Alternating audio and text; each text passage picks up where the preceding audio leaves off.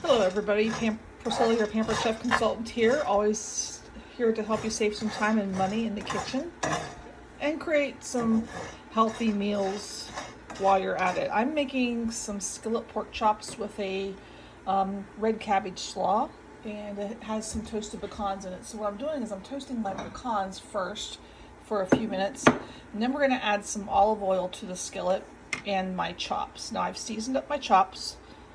I've seasoned them with some paprika, thyme, salt, and kosher salt, and some black pepper.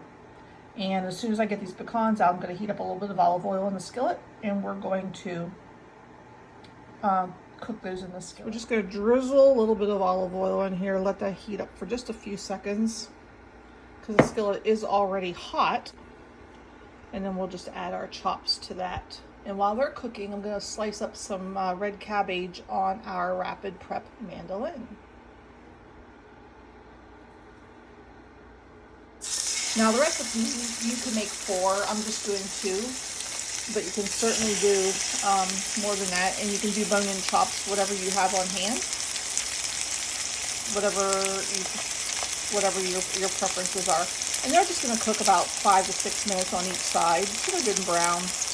And put them aside. The rest I will check the temperature to make sure they are up to temperature. And I want them to be at least 145, I think, for my chops. You can make it 160 if you'd rather have yours a little more well done.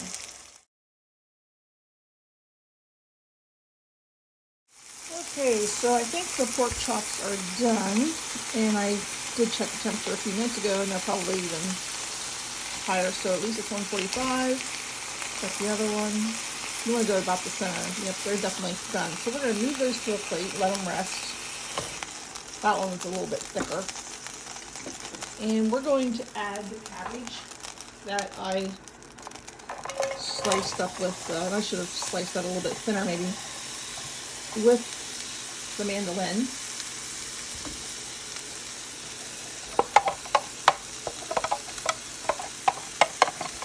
Saute that a couple minutes till it gets wilted. And honestly, a bigger skillet might have worked really good for this, but I just did a 10-inch stainless non-stick. We'll just stir that around a little bit. And this is going to be our slaw. So I diced up some pepper. Not pepper. Some pears and onions. And I have my toasted pecans and added some dried cranberries to that. So once this wilts down a little bit, we're just going to add all of those things to our skillet. We'll take this off the heat and we'll doesn't take long to cook down. And add some vinegar to that too, to give it a little bit of acid. Acid with the sweetness of the pears, and the sweetness of the cranberries, and the crunchiness of the pecans. You've got everything you could possibly want in a dish. Maybe roast some sweet potatoes or butternut squash to go with that. That would be a great addition to a nice healthy meal, and actually doesn't take much time at all. Less than 30 minutes, everything can come together. I'll take this one big slice out of there. I'm going to just eat that.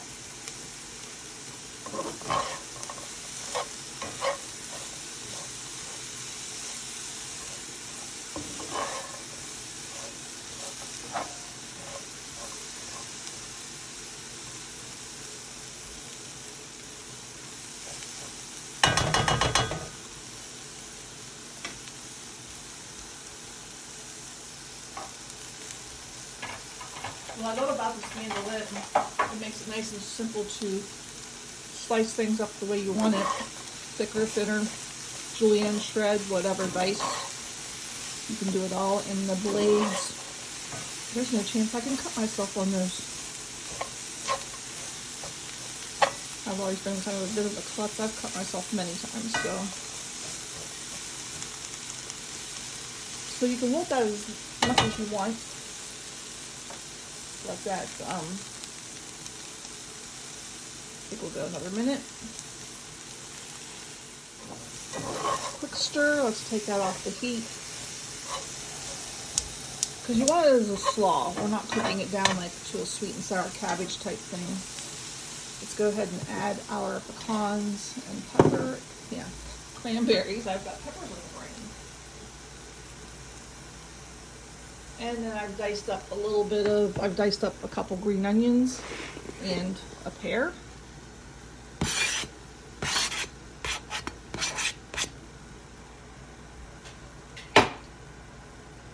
3 tablespoons of apple cider vinegar. And let's stir that all up. And dinner is done. Hey, thanks for joining me. I hope you have a great rest of your day. I will add a picture of the final dinner plate. Isn't that pretty? And you can make this for a dinner for 4 or 8 or whatever. I've got extra slaw, so I can have that later as well. Again, thanks for joining me. Have a great rest of your day. Bye-bye.